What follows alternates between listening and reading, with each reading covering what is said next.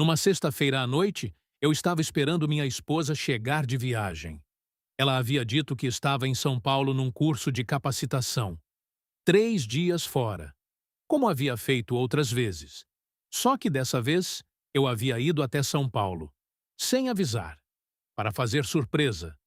E quando cheguei no hotel que ela havia dito que estava hospedada, o recepcionista me disse que nenhuma Renata havia feito check-in naquele fim de semana. Voltei para casa, sentei na sala no escuro e comecei a puxar o fio. O que encontrei do outro lado desse fio mudou tudo o que eu achava que sabia sobre os meus 17 anos de casamento. Comenta aqui de onde você está assistindo. Eu leio cada comentário. Se inscreve no canal e ativa o sininho. As histórias que aparecem aqui são reais. E essa ainda não terminou. Meu nome é Antônio. Antônio Macedo. 51 anos. Uberlândia, Minas Gerais. Comerciante. Tenho uma loja de materiais elétricos no centro da cidade há 16 anos. Não é negócio glamuroso.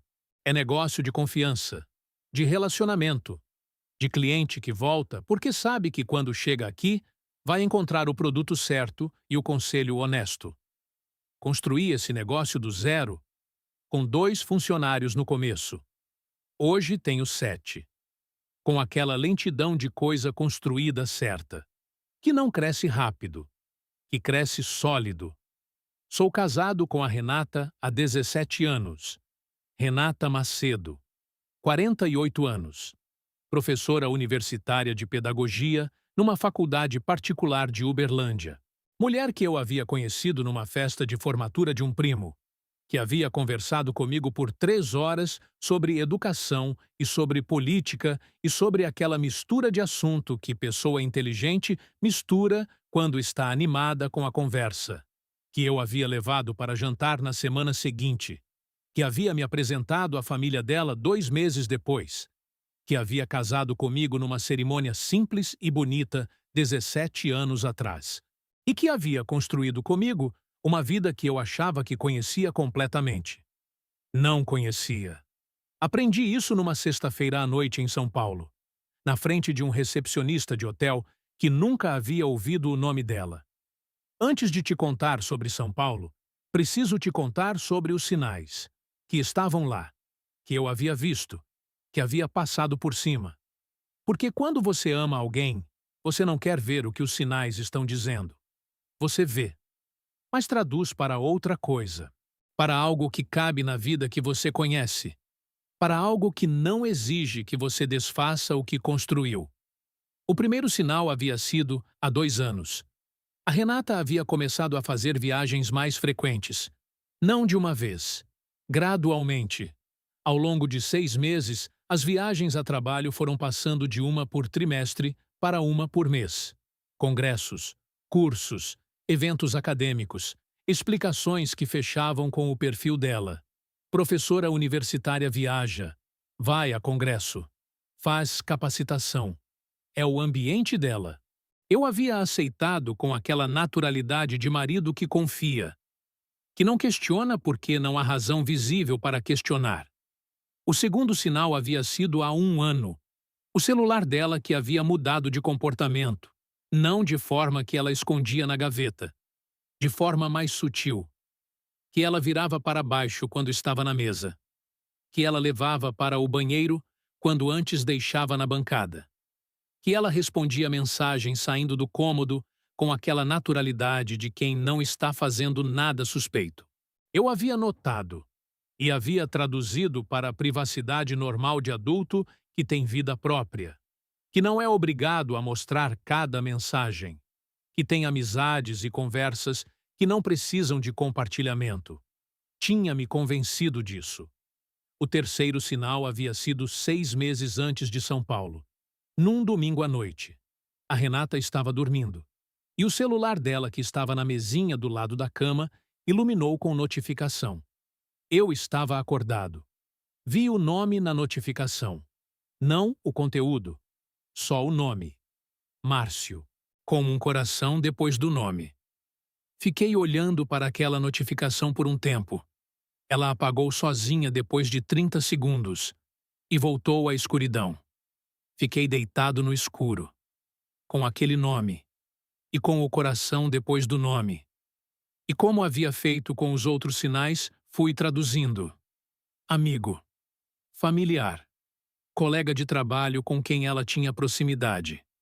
Gente tem amizade próxima. Coração em mensagem não significa o que parece. Dormi. E não perguntei de manhã. Terceiro erro, que é como erros de sinal funcionam.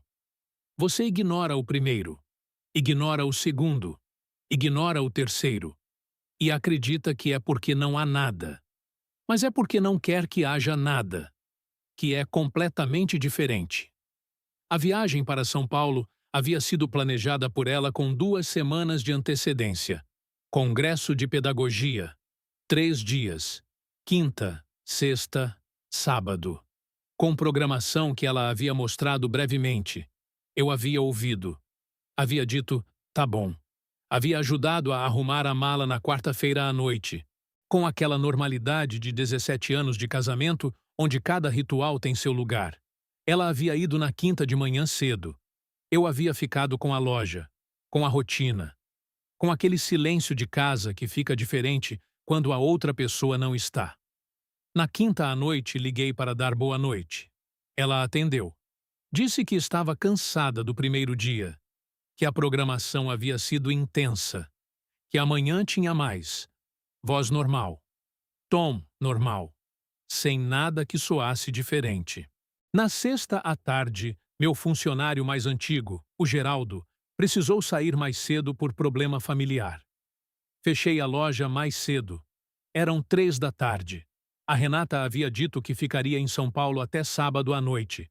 E eu tive aquela ideia, que apareceu de um lugar que não sei nomear completamente, de ir até São Paulo, de aparecer de surpresa, de levá-la para jantar naquele restaurante que eu havia pesquisado na semana anterior e que ficava no mesmo bairro do hotel que ela havia dito que estava. Surpresa de marido que quer fazer gesto bonito. Ou de marido que estava ouvindo aquela voz do fundo que havia estado em silêncio por muito tempo e que naquele momento decidiu falar. Não sei qual dos dois. Talvez os dois ao mesmo tempo. Peguei o carro. 3 horas de estrada. Cheguei em São Paulo às 6:30 da tarde. Fui direto ao hotel. O hotel era aquele tipo de hotel de negócios que fica em avenida movimentada. Não luxuoso, funcional. O tipo que congresso de médio porte usa porque tem preço razoável e infraestrutura adequada. Entrei. Fui até a recepção. Recepcionista jovem, uniforme. Placa com o nome. Felipe. Boa tarde. Minha esposa está hospedada aqui. Renata Macedo. Pode me dizer o número do quarto para eu fazer uma surpresa? Ele digitou no computador, com aquela atenção de recepcionista que está verificando o sistema. E então olhou para mim. Renata Macedo? Isso. Não temos nenhuma hóspede com esse nome, senhor. Essa semana ou em reservas futuras? Fiquei parado. Pode verificar de novo? Talvez esteja no nome do evento. Congresso de Pedagogia. Ele verificou. Temos um congresso de pedagogia esse fim de semana, sim. Mas não há registro de Renata Macedo como participante nem como hóspede. Fiquei olhando para ele, com aquela sensação que não tem nome preciso, que não é raiva ainda, não é dor ainda. É aquele momento específico em que o mundo que você conhecia e o mundo que é ficam separados por frase de recepcionista. Obrigado, eu disse. E saí. Fui para o carro. Fiquei sentado no estacionamento do hotel, com São Paulo ao redor, com aquele barulho de cidade grande que não para, com aquela sensação de homem que foi fazer surpresa para a esposa e que descobriu que a surpresa era outra. Não liguei para ela. Não ainda. Precisava pensar. Com aquela frieza que eu precisava acessar e que estava difícil de acessar porque embaixo da frieza havia coisa que ainda não estava pronta para aparecer. Fiquei no carro por uns 40 minutos, pensando. No congresso, que não tinha o nome dela. No hotel onde ela não estava hospedada. nas viagens mensais dos últimos 6 meses, no celular virado para baixo, no Márcio com coração. Cada ponto que havia sido traduzido para a explicação inocente, ficando diferente à luz de hotel onde ela não estava. Liguei para ela. Oi, amor. Oi, tudo bem? Tudo. Terminei o jantar com os colegas do congresso. Tô cansada. Vou dormir cedo. Tá bom, eu disse. Dorme bem. Você tá bem? Parece diferente. Tô bem, eu disse. Saudade. Amanhã chego. Tá. Desliguei e fui para casa, com 3 horas de estrada pela frente. E com aquela voz do fundo que havia estado em silêncio por muito tempo falando agora. Clara, sem parar. Não dormi naquela noite. Fiquei na sala, com o silêncio da casa, pensando em como descobrir o que precisava descobrir antes de fazer qualquer coisa. Porque eu havia aprendido em 16 anos de comércio que decisão tomada sem informação completa é decisão que costuma errar. Que quando você não sabe o tamanho do problema, você não sabe o tamanho da resposta necessária. E eu não sabia ainda o tamanho do que estava vendo. Sabia que ela havia mentido sobre onde estava. Não sabia o resto. Não sabia com quem estava. Não sabia desde quando. Não sabia o que era aquela outra vida que estava começando a tomar forma na minha cabeça. Precisava saber antes de agir, porque agir sem saber é perder vantagem. E eu não podia perder vantagem, não naquele momento. Quando a Renata chegou no sábado à noite, eu estava na sala assistindo televisão, com aquela normalidade fabricada que eu havia praticado mentalmente durante o dia. Ela entrou, me deu beijo, perguntou como havia sido o fim de semana. Eu disse que havia sido normal, que havia ficado na loja sábado de manhã, que havia almoçado com meu irmão, coisas reais misturadas com omissão de coisa real, que ela havia ensinado sem querer como fazer. Ela foi tomar banho. Eu fiquei na sala, com o controle remoto na mão, com a televisão passando sem que eu visse nada, e com a decisão tomada, que eu ia descobrir tudo, antes de dizer qualquer coisa, com o tempo que fosse necessário. Na segunda-feira de manhã eu fui à loja como sempre, mas na hora do almoço fiz algo que nunca havia feito.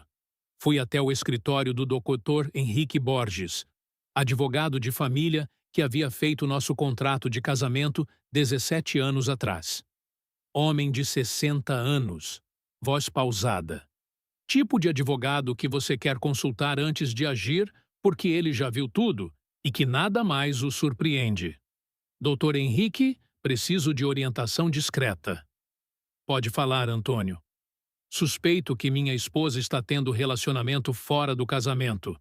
Quero entender o que eu tenho legalmente antes de fazer qualquer coisa. Ele ficou em silêncio por um momento, com aquela compostura de advogado que está processando e que não demonstra. Regime de casamento? Comunhão parcial. Bens em comum? Casa. Carro dela. A loja está no meu nome individual porque era anterior ao casamento. Filhos? Não temos filhos. Ele fez anotações. O que você quer saber especificamente? Quero saber o que acontece com a partilha se houver separação. E quero saber se infidelidade documentada tem peso legal. Infidelidade não tem peso direto na partilha no direito brasileiro atual, ele disse, mas pode ter peso em negociação.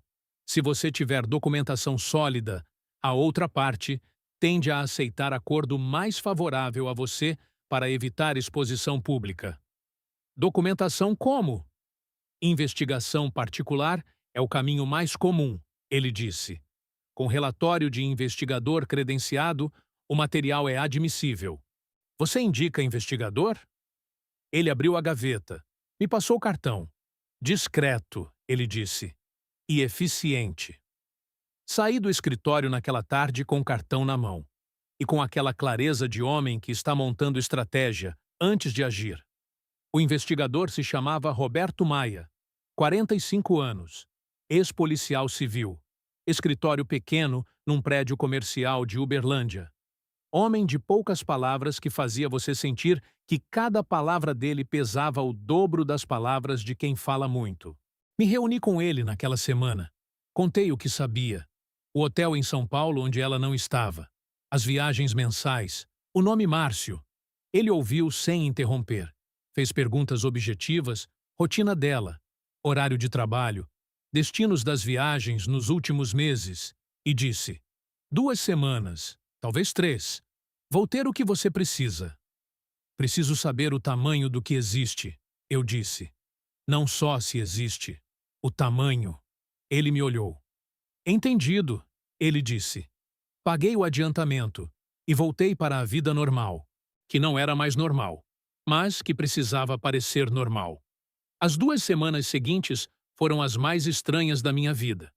Acordava do lado da Renata, tomava café com ela, conversava sobre o dia, sobre a loja, sobre os alunos dela, sobre aquelas conversas pequenas de casal que preenchem manhã, com aquele peso dentro que ficava quieto enquanto eu precisava que ficasse quieto, e que voltava quando ficava sozinho.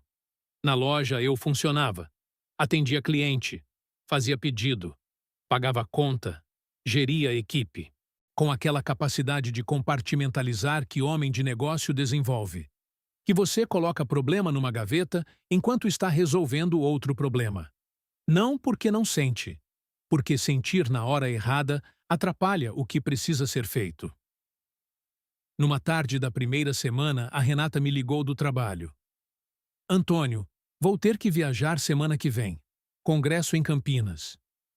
Fiquei em silêncio por um segundo. Curto o suficiente para não ser notado. Quantos dias? 2, quinta e sexta. Tá bom, eu disse. Você não tem problema? Não tenho, eu disse. Vai com calma. Desliguei. E liguei imediatamente para o Roberto. Ela vai viajar semana que vem. Campinas, quinta e sexta. Já estou no caso, ele disse. Isso vai ajudar. O Roberto me ligou numa segunda-feira de manhã, 18 dias depois da nossa primeira reunião. Antônio, preciso te ver. Hoje, se possível. Pode ser às 12. Estarei lá. Fechei a loja para o almoço. Nos sentamos na sala dos fundos. O Roberto colocou pasta na mesa. Com aquela calma de homem que faz isso há muitos anos e que desenvolveu o protocolo de como apresentar informação que vai mudar a vida de alguém. O que eu vou te mostrar é mais do que você estava esperando, ele disse. Precisa estar preparado. Pode mostrar, eu disse. Abriu a pasta.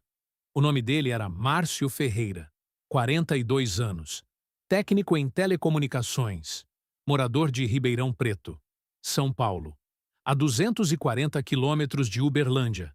O Roberto havia documentado tudo com aquela metodologia de investigador que não deixa lacuna. Fotos, registros, datas, endereços.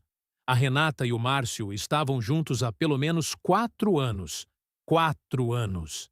Nas viagens mensais que ela havia começado a fazer 2 anos atrás, ela ia para Ribeirão Preto. Não para São Paulo, não para Campinas, não para congresso nenhum, para a casa dele, que ficava num bairro residencial de Ribeirão Preto. Casa de 2 andares, quintal, garagem e 2 crianças. Menino de 7 anos, menina de 5, filhos do Márcio de relacionamento anterior que a Renata havia incorporado como madrasta de fim de semana. Fiquei olhando para aquelas fotos. Da Renata numa praça com as crianças. Da Renata na varanda da casa do Márcio. Da Renata e o Márcio num restaurante que o Roberto havia fotografado de ângulo discreto. Com aquela naturalidade de 2 pessoas que estão juntas há tempo. Que não estão em fase de cautela de relacionamento novo. Que estão na fase de conforto de coisa estabelecida. 4 anos, eu disse. Pelo que consegui documentar. O Roberto disse. Pode ser mais. Ele sabe que ela é casada? O Roberto ficou em silêncio por um momento. Essa é a parte mais complicada, ele disse. Olhei para ele. Me conta. Pelo que levantei, o Márcio Ferreira acredita que a Renata é divorciada. ele disse. Ela se apresentou para ele como mulher separada, que mora em Uberlândia sozinha, que viaja para Ribeirão Preto nos fins de semana quando pode. Fiquei em silêncio. Ele não sabe que eu existo. Não sabe, o Roberto disse. Aquilo, que adicionou uma camada que eu não havia antecipado. Não era só que a Renata tinha outro homem, era que ela havia construído identidade diferente para o outro homem. Divorciada, morando sozinha, que havia apagado 17 anos de casamento da versão da vida dela que apresentava para ele, com aquela precisão de pessoa que construiu mentira com fundação. Não mentira de improviso, mentira estruturada, com história, com detalhe, com consistência ao longo de anos, que ela havia mantido para os dois lados, para mim, que era o marido que não sabia, e para ele, que era o homem que achava que era o parceiro dela. Os dois sendo enganados, de formas diferentes. As crianças, eu disse, elas conhecem ela como o quê? Como a namorada do pai, o Roberto disse. Pelos registros que tenho, ela está presente na vida deles com regularidade. Aniversário, final de semana, passeio. Fiquei olhando para as fotos, para aquelas crianças que não tinham culpa de nada, que haviam incorporado a Renata como figura presente na vida deles, sem saber que a mulher que aparecia nos fins de semana era casada com outro homem a 240 quilômetros. Tem mais alguma coisa que preciso saber? Eu disse. Uma coisa, ele disse, com aquela hesitação de homem que vai dizer algo que não quer dizer. Fala. Ela está com ele esse fim de semana, ele disse. Ela disse que ia a Belo Horizonte visitar prima. Fiquei em silêncio. Verifiquei, ele disse. Não está em Belo Horizonte. Está em Ribeirão Preto, eu disse. Sim? Fechei a pasta e fiquei olhando para a mesa. Com aquela dor que havia estado represada por 18 dias e que estava chegando agora com o peso de tudo que havia aprendido. Não só traição, dupla vida, com estrutura, com investimento de 4 anos, com crianças incorporadas, com homem que não sabia que era o segundo. Tudo que eu achava que era meu havia sido dividido sem que eu soubesse, por alguém que havia aprendido a sorrir para mim toda manhã com aquela naturalidade de quem não carrega nada por baixo. Fui para casa naquela tarde. A Renata estava em Ribeirão Preto. A casa estava vazia. Me sentei na sala, no mesmo lugar onde havia me sentado 18 dias antes. Quando ainda não sabia o tamanho, agora sabia. E o tamanho era maior do que eu havia imaginado. Não liguei para ela. Não liguei para ninguém. Fiquei ali, por um tempo longo, deixando o peso assentar. Porque peso precisa de tempo para assentar antes de você conseguir pensar com clareza sobre o que fazer com ele. Homem que age no pico da dor, age errado. Aprendi isso no comércio. Decisão de raiva é decisão cara. Aguarda, processa e depois decide. Quando a Renata chegou no domingo à noite, eu estava dormindo, ou fingindo dormir. Ela entrou no quarto no escuro, se deitou, e em 2 minutos estava dormindo com aquela facilidade de pessoa que não tem peso de consciência acordando, que era a coisa mais perturbadora de tudo, que ela dormia bem, com aquela tranquilidade, enquanto eu ficava no teto, com o tamanho do que sabia. Nas semanas seguintes tomei 2 decisões. A primeira foi sobre o que fazer com o Márcio, o homem que estava sendo enganado do outro lado, que achava que a Renata era divorciada, que havia incorporado ela na vida dos filhos, que não sabia que era o segundo.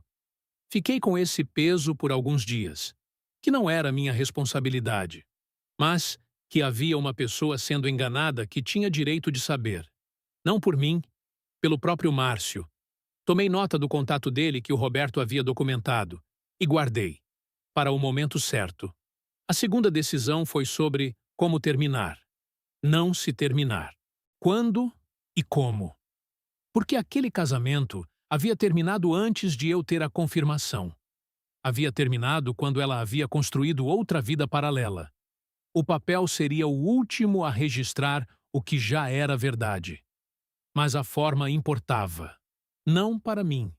Para ela entender completamente que o que havia feito tinha peso, que ela não ia simplesmente sair pela porta e seguir, que havia consequência de 17 anos de mentira. E foi nesse ponto que comecei a planejar. Preciso pausar aqui. Porque o que vem agora é a parte que eu mais custou. Não o planejamento, a espera. 6 meses de acordar do lado dela. 6 meses de jantar com ela. 6 meses de responder bom dia e boa noite. E como foi o dia? Com o que eu sabia dentro. Sem dizer. Esperando o momento que eu havia escolhido. Esse foi o período mais difícil da minha vida. E vou te contar como foi. O primeiro mês foi o mais difícil, porque o choque ainda estava fresco.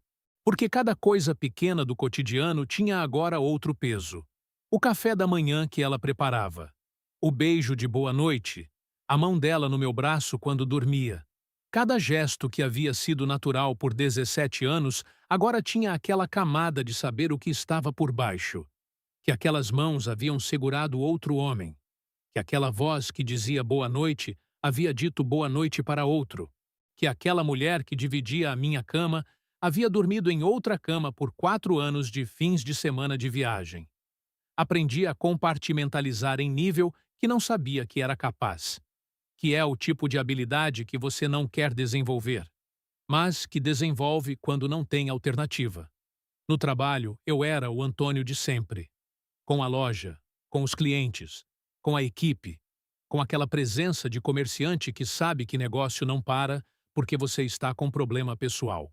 Em casa, eu era o marido de sempre, com as conversas pequenas, com as refeições, com a televisão no sofá. Por dentro era outra coisa. Por dentro era aquele silêncio específico de homem que está guardando coisa grande em espaço que vai ficando menor a cada semana. Numa noite do segundo mês, a Renata disse: Antônio, você está diferente. Fiquei em silêncio por um segundo. Diferente como? Mais quieto, mais distante. Tô com coisa na cabeça da loja, eu disse. Problema de fornecedor que tá dando trabalho. Ela me olhou, com aquela atenção de professora que avalia o que está na frente. Só isso? Só isso, eu disse. Vai passar. Ela ficou me olhando por um momento, e então voltou para o livro. Havia algo naquele momento que ficou. Ela havia percebido que eu estava diferente, e havia aceitado explicação de fornecedor, porque a explicação fechava. Porque era mais fácil aceitar a explicação que fecha do que investigar o que está por baixo. A mesma lógica que eu havia usado por 2 anos com os sinais dela. A ironia daquilo não escapou de mim.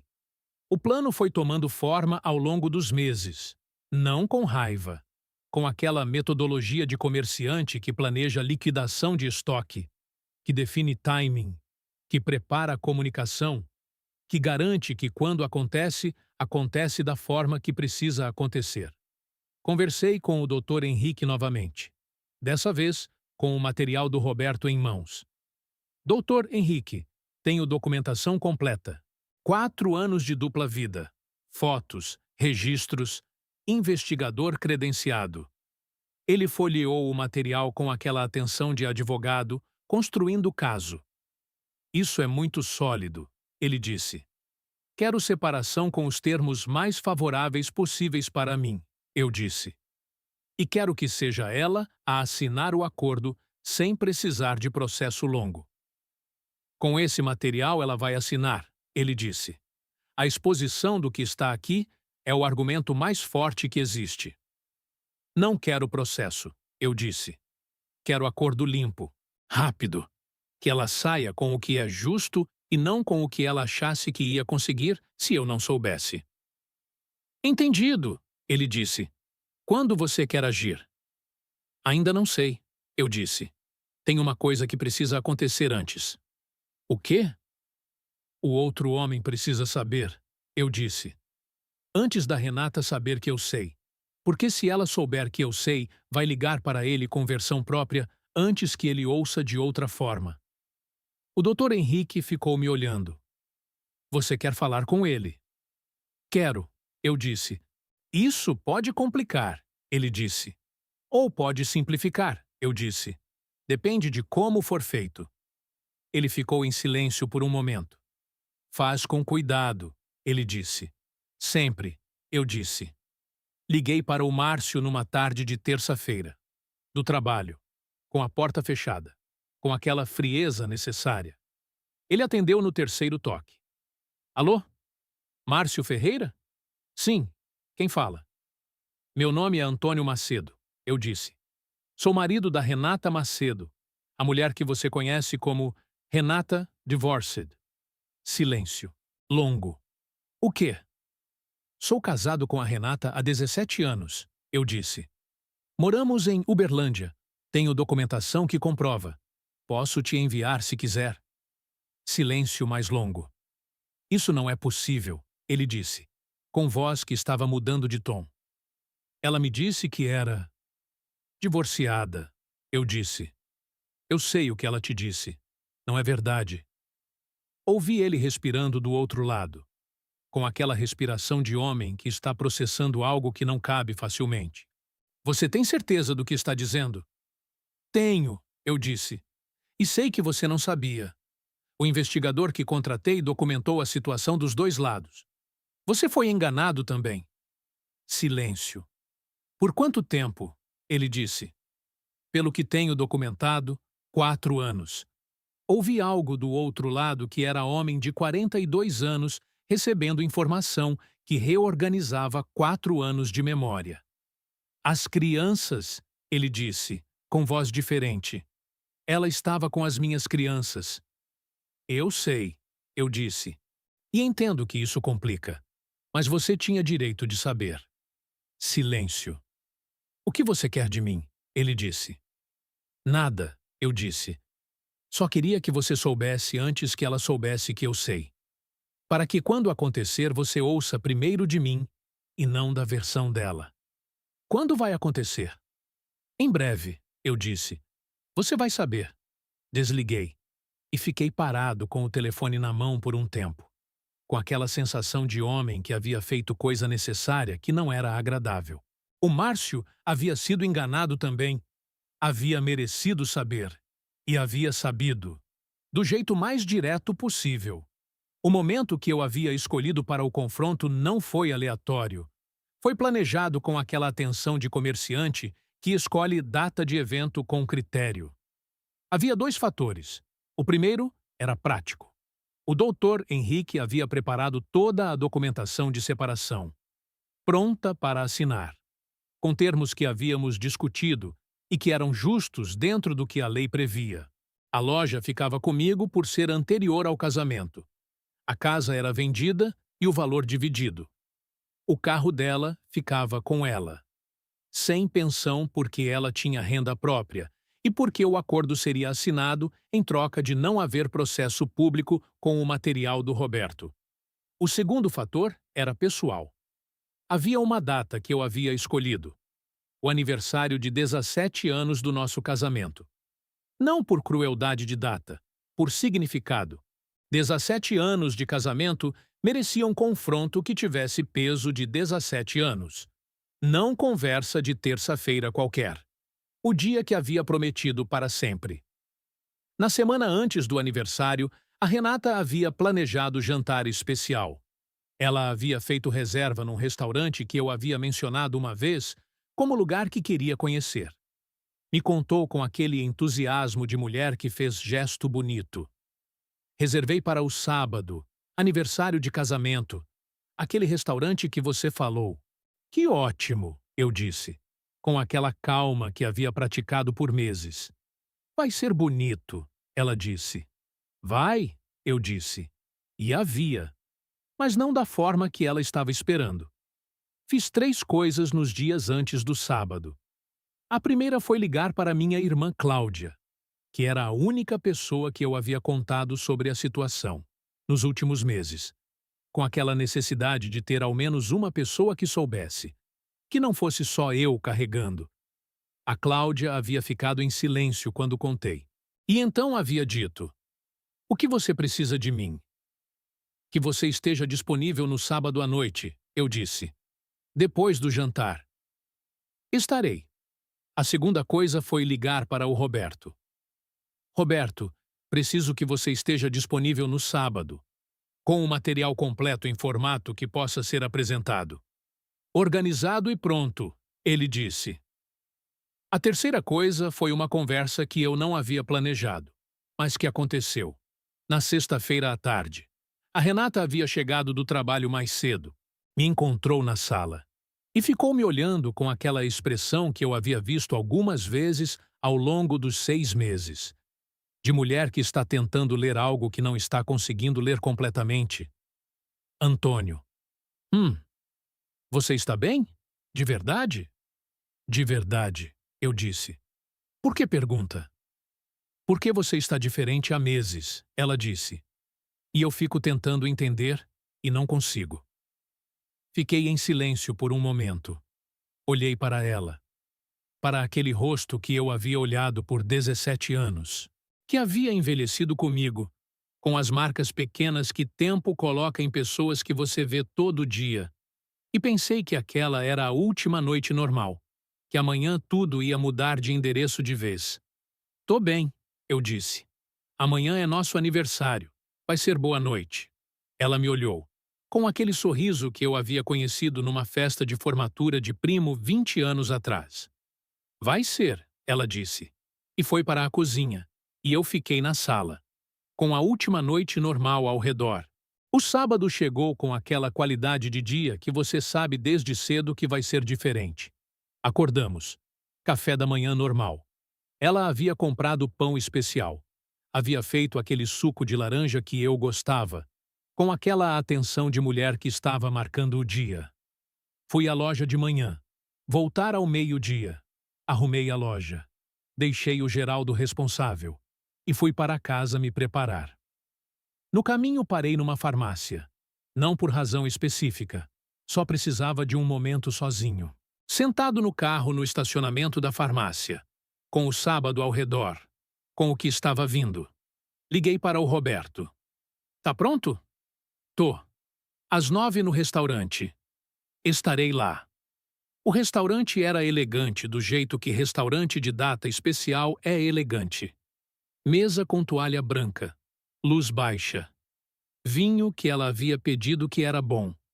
A Renata estava linda naquela noite, com aquele vestido escuro que ela reservava para a ocasião especial, com aquele perfume que eu havia dado de presente anos atrás.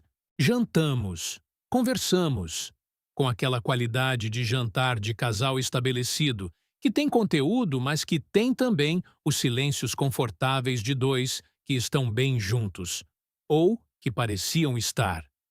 Às 9 menos 10, ela foi ao banheiro. E naquele momento, eu olhei para a porta do restaurante e vi o Roberto entrar e sentar numa mesa próxima, com laptop, com o material, esperando o sinal que havíamos combinado. A Renata voltou, se sentou, me olhou com aquele sorriso. 17 anos, ela disse. 17 anos, eu confirmei. É muito tempo. É, eu disse. Fiquei em silêncio por um momento, com aquela última pausa antes do que vinha. Renata, eu disse, quero te mostrar uma coisa. Ela me olhou. O quê? Fiz o sinal discreto para o Roberto, que se levantou, trouxe o laptop, colocou na mesa entre nós, com a tela aberta. A Renata olhou para o laptop, e então olhou para o Roberto, e então olhou para mim, com aquela expressão que foi mudando. De confusão para algo que eu vi nos olhos dela como o momento em que ela entendeu, antes mesmo de ver o que estava na tela. Antônio. Olha para a tela, eu disse, com aquela calma que havia praticado por 6 meses. Ela olhou. A tela mostrava a foto dela e o Márcio num restaurante de Ribeirão Preto. Ela ficou imóvel. Desliza, eu disse. Ela ficou parada. Desliza, eu disse de novo. Ela passou para a próxima foto. Com aquela lentidão de pessoa que está fazendo algo sabendo que cada imagem vai ser pior do que a anterior. Ela e as crianças na praça. Ela na varanda da casa dele. A casa. O bairro. A data registrada no canto de cada imagem. 4 anos de fins de semana documentados. Com aquela precisão de investigador que não deixa lacuna. Ela ficou parada com aquela última imagem na tela. Com o rosto que havia mudado completamente. Não com raiva de ser pega. Com aquele reconhecimento de pessoa que vê o tamanho do que está diante dela. A mesa ao redor estava em silêncio. Não porque todo mundo estava ouvindo, porque o silêncio era dentro daquela bolha que havia se formado em torno daquela mesa. "Quanto tempo você sabe?" Ela disse, com voz baixa. 6 meses, eu disse. Ela fechou os olhos. 6 meses, ela repetiu. 6 meses de bom dia, de jantar, de dormindo do lado, de aniversário de casamento com reserva em restaurante. Ela ficou em silêncio. "O Márcio sabe", eu disse. Ela abriu os olhos. "O quê?" "Liguei para ele semana passada. Contei que você era casada, que havia 17 anos de casamento que você havia apagado da versão da vida que apresentava para ele." Ela ficou me olhando com aquela expressão de quem está processando mais de uma coisa ao mesmo tempo. "Ele deve ter ligado para você", eu disse. Ela ficou em silêncio, e eu vi nos olhos dela a confirmação. Que ele havia ligado, e que ela havia atendido sem saber ainda que eu havia sido o gatilho. "Ele terminou", ela disse, baixinho. "Eu imagino", eu disse. O Roberto recolheu o laptop discretamente e foi embora. A Renata e eu ficamos na mesa, com o vinho que estava pela metade, com o jantar de aniversário ao redor. "Você planejou isso", ela disse. "Planejei", eu disse. "O restaurante, a data. 17 anos merecem confronto que tenha peso de 17 anos", eu disse. Ela ficou em silêncio. "Antônio." "Não", eu disse. "Não é hora de explicação. O Dr. Henrique vai entrar em contato com você segunda-feira, com o acordo de separação, que eu recomendo que você assine." "Você já foi ao advogado?" "Fui no primeiro dia", eu disse. Ela ficou me olhando, com aquela expressão que ia mudando, de choque para algo que eu não conseguia ler completamente. "Você estava planejando há 6 meses", ela disse. "Estava", eu disse, "enquanto dormia do meu lado." "Como você dormia do meu lado por 4 anos", eu disse. "Todos os fins de semana que ficava aqui depois de ter estado lá, com ele, com as crianças, dormia do meu lado." Ela ficou em silêncio, com aquela imobilidade de pessoa que não tem resposta para o que foi dito, porque não havia resposta. "Eu pago a conta", eu disse. "Fiz a reserva." Me levantei. Coloquei o dinheiro na mesa. "Boa noite, Renata." E fui embora, deixando ela sentada naquele restaurante com a tela do laptop fechada e com o jantar de aniversário de 17 anos pela metade. Fui para a casa da Cláudia, que estava esperando, com café, com aquela presença de irmã que não faz pergunta desnecessária. Sentamos na varanda, com o Uberlândia ao redor, que não sabia que 17 anos de casamento haviam terminado naquela noite. "Como foi?", ela disse. "Foi", eu disse. Ela reagiu como esperava? "Não reage como você espera", eu disse. "Você espera raiva, ou choro, ou negação. É mais quieto do que isso, mais pesado." "Como você está?" Fiquei em silêncio por um momento. "Não sei ainda", eu disse. "Acho que vai demorar para saber." A Cláudia ficou em silêncio. Colocou a mão no meu braço. E ficamos assim por um tempo, com o café, com a noite, sem precisar de mais palavra. A Renata assinou o acordo na quarta-feira seguinte. O Dr. Henrique me ligou para confirmar, com aquela objetividade de advogado que dá notícia de processo. Assinou, sem contestação, nos termos que você propôs.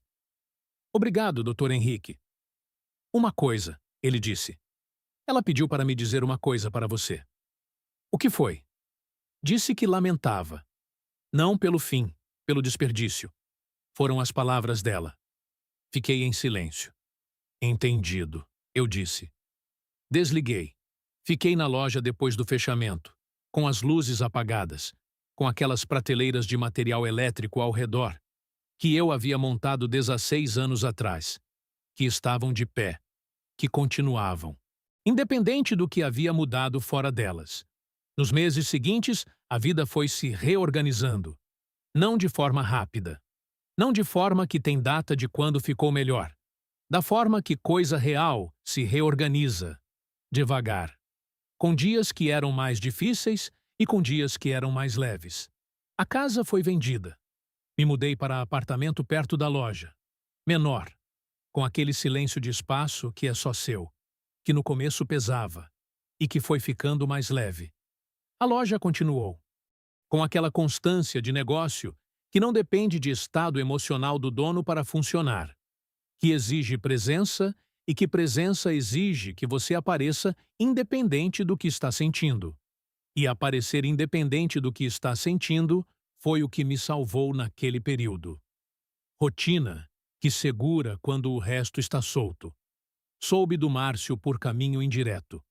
Não falamos mais depois da ligação, mas o Roberto havia mantido contato discreto com fonte de Ribeirão Preto e havia me dito que o Márcio havia encerrado completamente a relação com a Renata, que havia protegido os filhos de continuidade com pessoa que havia mentido sobre identidade fundamental, que estava seguindo em frente, com aquela capacidade de pessoa que foi enganada, mas que não ficou parada no engano.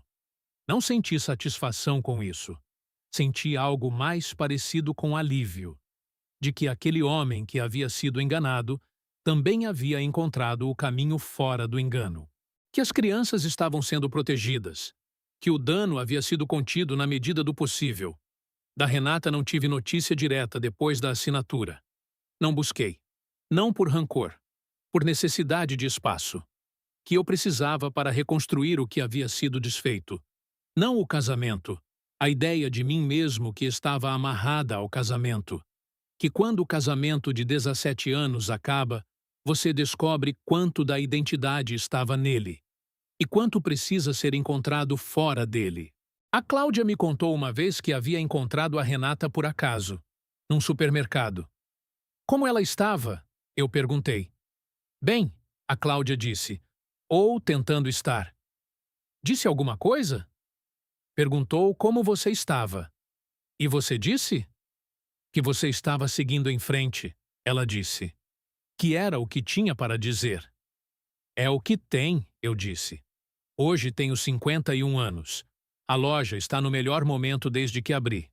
8 funcionários agora. Expansão que havia planejado há 2 anos e que a situação havia pausado e que retomei depois que a poeira assentou.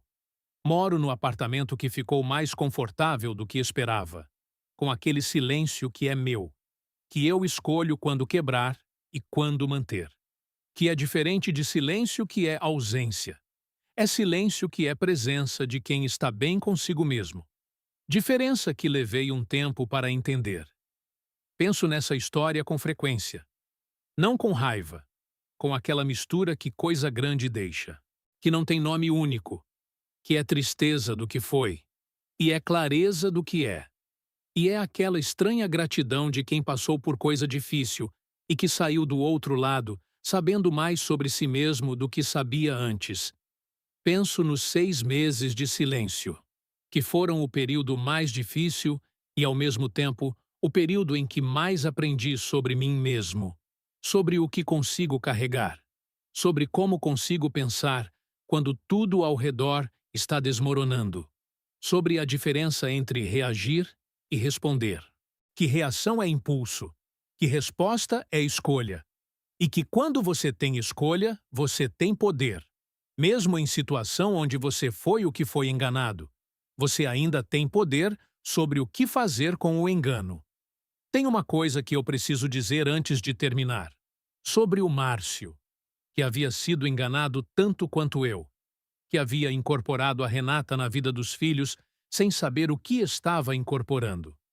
Não sou o único prejudicado dessa história. E pensar só no meu prejuízo seria ignorar que engano em escala assim tem múltiplas vítimas, cada uma com sua dor própria, com suas noites de teto, com seu processo de reconstrução. Espero que ele tenha encontrado o caminho, como eu encontrei, da forma que cada um encontra, no tempo que cada um precisa.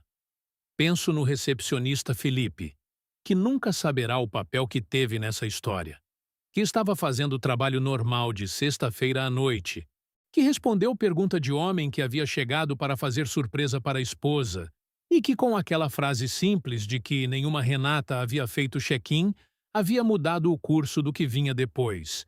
Às vezes, a vida vira em detalhe pequeno assim, em recepcionista de hotel que faz trabalho honesto, que diz o que sabe, sem saber o que está desfazendo ou construindo.